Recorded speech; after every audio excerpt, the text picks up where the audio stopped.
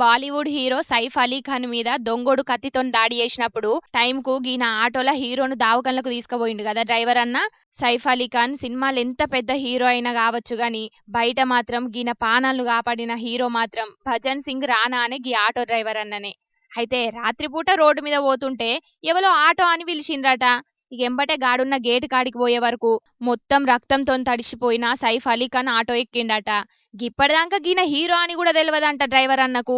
ఎవలైతేంది ముందుగాల దావకన్లకు తీసుకుపోయి పానాలను కాపాడాలని ఎంబటే ఆడున్న దావకన్లకు తోలుకపోయిండన్నట్టు. ఇక దావకన్ల 6 రోజులు ట్రీట్మెంట్ అయినాక సైఫ్ అలీ ఖాన్ డిశ్చార్జ్ కూడా అయిండు.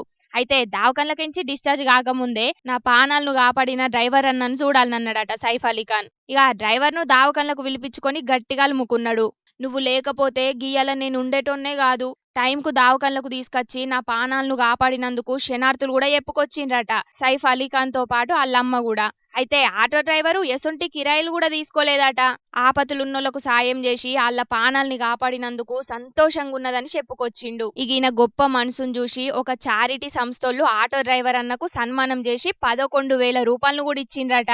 కానీ చూసిండ్రు కదా పబ్లిక్, సైఫ్ అలీ ఖాన్ కు ఇంటి నిండా బలగం, ఎటు చూసిన సెక్యూరిటోళ్ళు, లెక్కలేనంత ఆస్తి, పెద్ద పెద్ద లగ్జరీ కార్లు అన్నున్నాయి గాని గీనకు ఆపతచ్చినప్పుడు గవేం పని చేయలే. గీ డ్రైవర్ అన్ననే దేవుని లెక్క కాపాడిండు.